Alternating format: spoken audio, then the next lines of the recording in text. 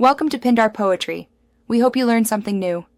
You begin by verifying essentials so you don't chase ghosts.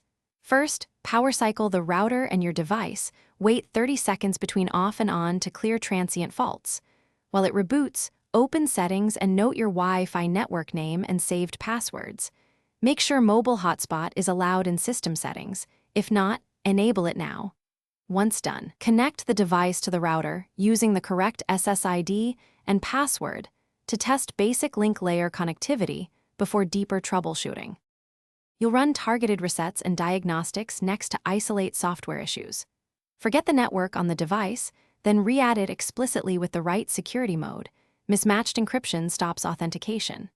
Next, renew the DHCP lease or assign a static IP to rule out address conflicts. Disable IPv6 temporarily if your network mishandles it.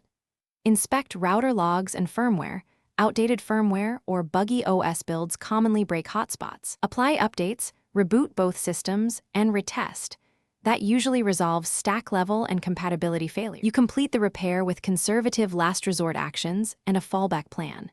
If problems persist after updates and network resets, backup router config and perform a factory reset to clear persistent corruption.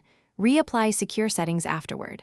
On phones, reset network settings to wipe stale profiles and confirm your carrier account allows hotspot use.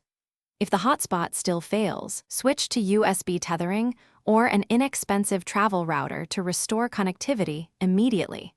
This lets you work while you schedule deeper support. Thanks for watching. Consider subscribing if we helped you.